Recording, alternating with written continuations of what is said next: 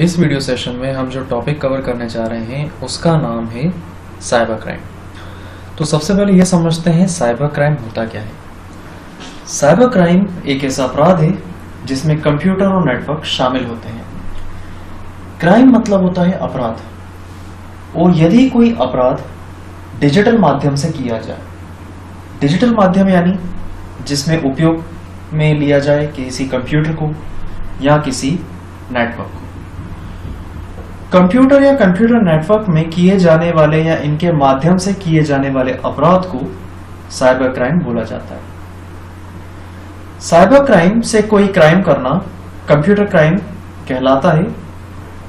किसी की पर्सनल जानकारी को प्राप्त करना और उसका गलत इस्तेमाल करना, किसी की पर्सनल जानकारी को कंप्यूटर से निकाल लेना या चोरी करना भी साइबर क्राइम के अंतर्गत आता है। किसी की निजी जानकारी को बगैर उस व्यक्ति को सूचना दिए लेना एक प्रकार का अपराध है, और उस जानकारी का दुरुपयोग करना भी साइबर क्राइम के अंतर्गत माना जाता है।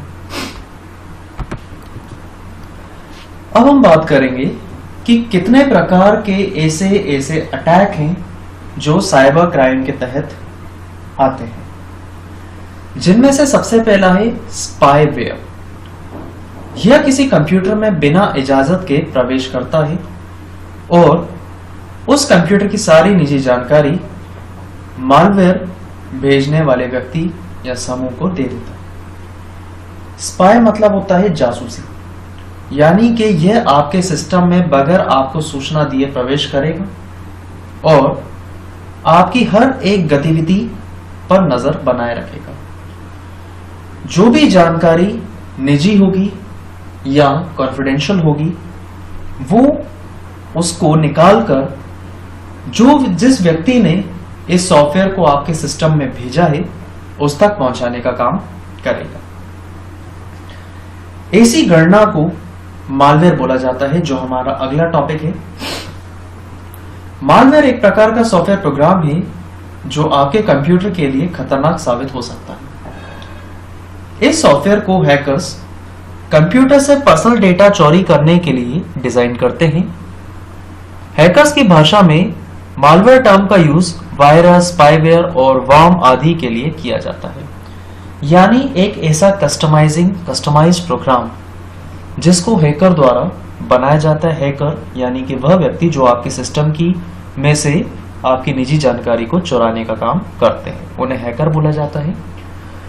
उनके द्वारा बनाया गया एक ऐसा कोड ब्लॉक, एक ऐसा सॉफ्टवेयर प्रोग्राम जो आपके सिस्टम में प्रवेश करेगा और निजी जानकारी को चुराने का काम करेगा।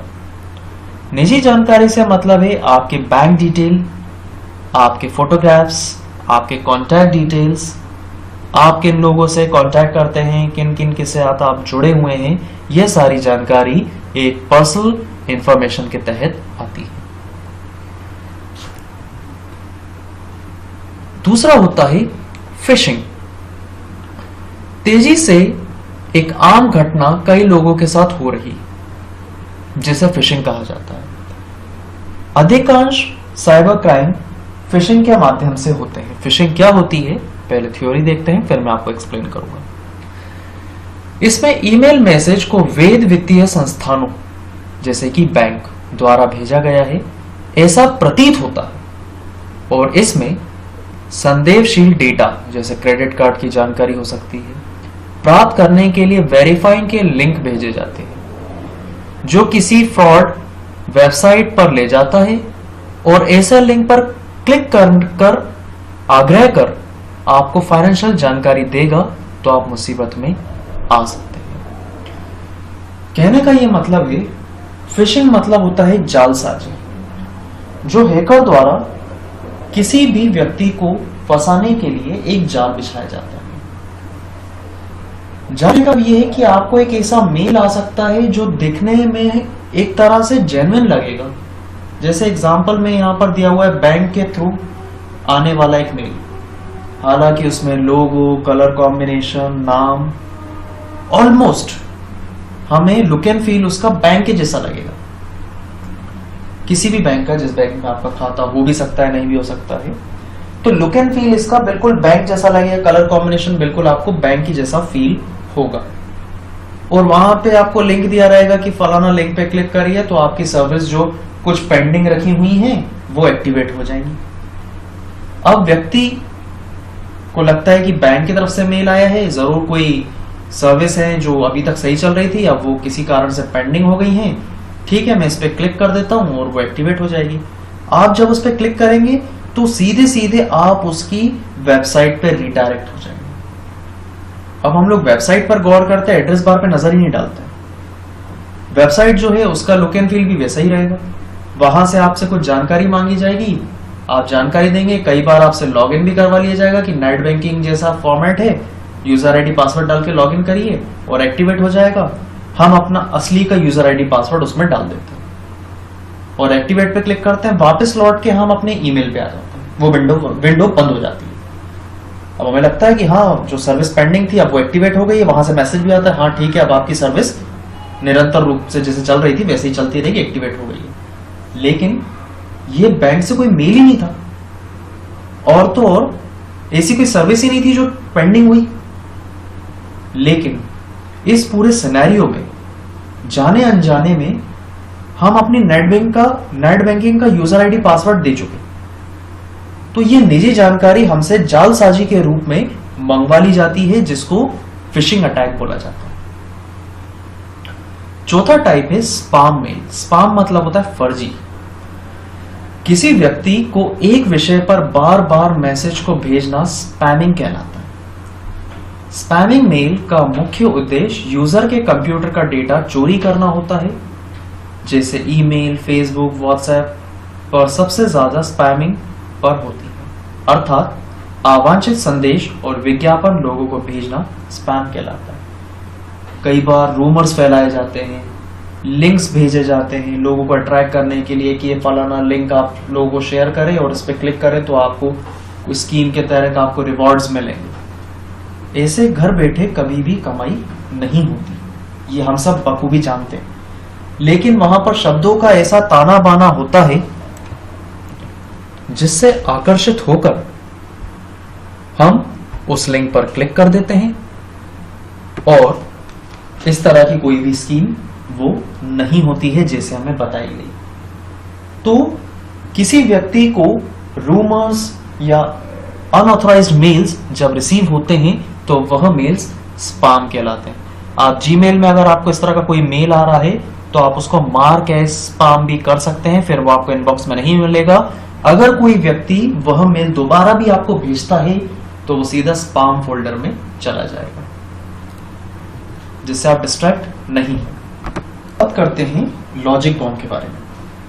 लॉजिक बॉम्ब जिसे स्लैग कोड के रूप में जाना जाता है, कोड का एक ऐसा दुर्भावनपूर्ण टुकड़ा है जो एक विशिष्ट घटना द्वारा ट्रिगर होने पर दुर्भावनपूर्ण कार्य को निष्पादित करने के लिए जानबूझकर सॉफ्टवेयर में डाला जाता है। यह एक वायरस नहीं है, हालांकि यह आमतौर पर एक समान तरीके से व्यवहार तो करता है। यह चुपके से उस प्रोग्राम में डाला जाता है जहां ये निर्दिष्ट शर्तों के पूरा होने तक निष्क्रिय रहता है। वायरस जैसे दुर्भावनपूर्ण सॉफ्टवेयर में अक्सर लॉजिक बॉम्ब होते हैं जो एक विशिष्ट पेलोड या पूर्व निर्धारित समय पर चालू होते हैं। लॉजिक बॉम्ब का पेलोड सॉफ्टवेयर के उपयोगकर्ता के लिए अज्ञात है और वह कार्य जिसमें वह अवांछित रूप से निष्पादित करता है। इसको मैं समझाता हूं एक्चुअली इस थ्योरी का मतलब क्या है। लॉजिक बॉम्ब सॉफ्टवेयर के अंदर एक ऐसा छुपा हुआ कोड होता है जो एक निर्धारित समय आने पर एक्टिवेट हो जाता है। एग्जाम्पल के माध्यम से समझें तो आसान होगा। कई सॉफ्टवेयर हमको इंटरनेट पर फ्री में मिल जाते हैं। फ्री सॉफ्टवेयर, हालांकि कोई हमारे लिए क्यों फ्री में सॉफ्टवेयर बनाने लग गया, उसका क्या फायदा है हमारे लिए फ्री सॉफ्टवेयर बनाने के लिए। आज के जमाने में कौन किसके लिए इतना सोचता है, लेकिन नहीं, हमको इंटरनेट पे फ्री सॉफ्टवेयर मिल जाते हैं और हम उनको डाउनलोड करते हैं। डाउनलोड करने के बाद हम उन्हें इंस्टॉल करते हैं तो हमारे वो सिस्टम में आम सॉफ्टवेयर की तरह इंस्टॉल हो जाता है और हमारा काम करता है। लेकिन चलते चलते वो बीच में आपसे बोलता है कि आप प्रो वर्जन पे चले जाइए। प्रो वर्जन मतलब इसके बेहतर वर्जन पे जाइए, उम्दा वर्जन पे जाइए। वो फ्री नहीं होगा, आपको कुछ पेमेंट करना होगा और पेमेंट बहुत ही कम है, बहुत कम। हम इसकी अधीन हो जाते हैं और फिर प्रो वर्जन के लिए हम पेमेंट करने के लिए चले जाते हैं। लेकिन जब हम पेमेंट करने के लिए जाते हैं, पेमेंट हो भी जाती है, हमने पेमेंट भी कर, लेकिन वहां भुगतान करने के लिए हमने फिर से अपनी नेट बैंकिंग या पेमेंट का जरिया बता दिया, किस माध्यम से आप पेमेंट कर रहे हैं, वो जानकारी उनके साथ शेयर कर दी।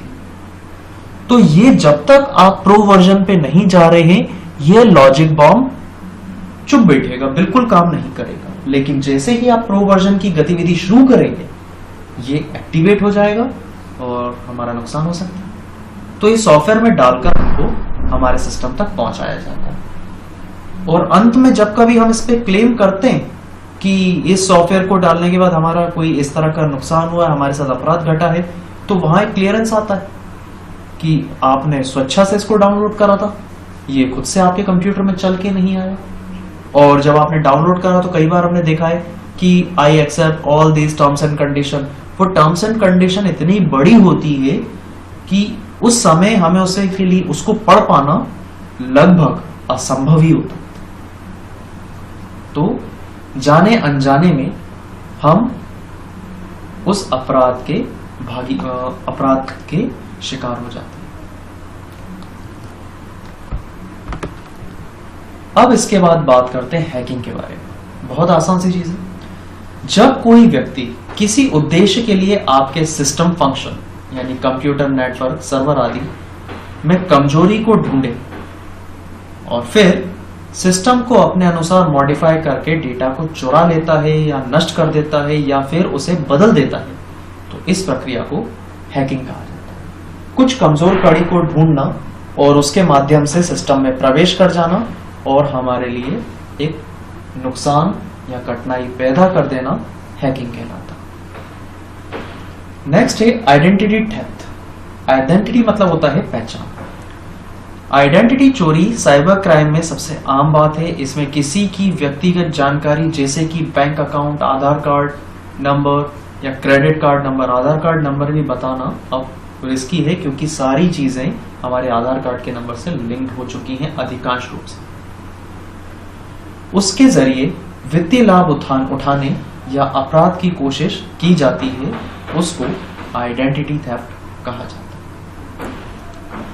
आखिरी है इसके बाद स्पूफिंग। स्पूफिंग में कोई साइबर क्रिमिनल किसी वेबसाइट या ईमेल आईडी या कॉलर आईडी को ट्रैक करके आपसे कुछ एक्शन परफॉर्म करने के लिए कहेगा, जैसे किसी फाइल को डाउनलोड करना या लिंक पे क्लिक करना।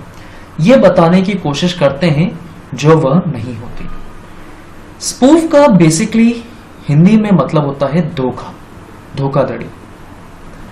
स्पूफ वेबसाइट, ईमेल आईडी या लिंक ओरिजिनल में इतने ज्यादा मिलते जुलते हैं कि आपको लगता है कि यह सही है, ऐसा करना चाहिए, इसमें कोई नुकसान नहीं है, या आपको विश्वास जताते हैं। जैसे कि एक हैकर ऑफिशियल ईमेल एड्रेस की जैसी मिलती जुलती ईमेल आईडी बनाकर आपको मेल करता है और उस मेल में एक लिंक पर क्लिक करने के लिए आग्रह किया जाता है।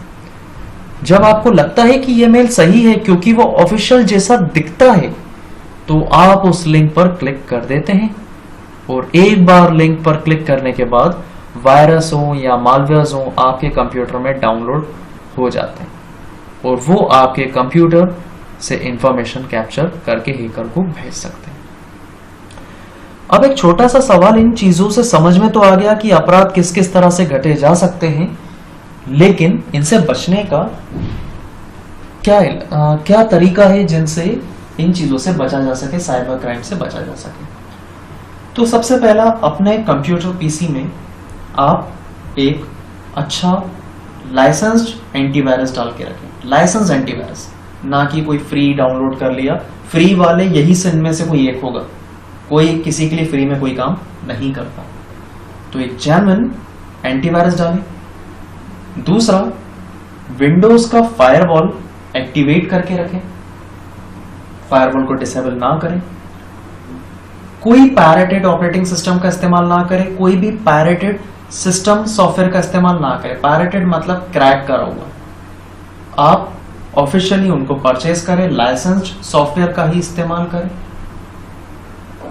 किसी भी लिंक पर क्लिक करने के लिए, आग्रह करने के लिए अगर आपके पास मेल आता है तो आप उसे इग्नोर करें। फ्री डाउनलोड सॉफ्टवेयर के बहकावे में ना आए। किसी के साथ अपनी निजी जानकारी शेयर ना करें, भले ही वो बैंक की ही वेबसाइट से मेल क्यों ना आया हो। इतना समझ लें, बैंक के पास आपकी सभी जानकारी मौजूद है। वो आपसे कभी कोई जानकारी फोन के थ्रू या मेल के थ्रू प्राप्त नहीं करेगा। अगर कुछ बैंक को चाहिए भी होगा तो वो बाय पोस्ट आपको एक लेटर ड्रॉप करेगा कि आप बैंक में विजिट करें, खुद जिसका अकाउंट है वहां आपसे बात की जाएगी, बजाय आपको लिंक भेजे जाएंगे, फिर आप इस पे क्लिक करें तो ओटीपीज आपको उसमें डालना पड़ेगा। इस तरह की बैंक की तरफ से कोई भी गतिविधियां नहीं होती है। तो ये थे साइबर क्राइम से बचने के कुछ तरीके। आज के सेशन में हमने बात की साइबर क्राइम के बारे में और अटैक्स के प्रकार के बारे में।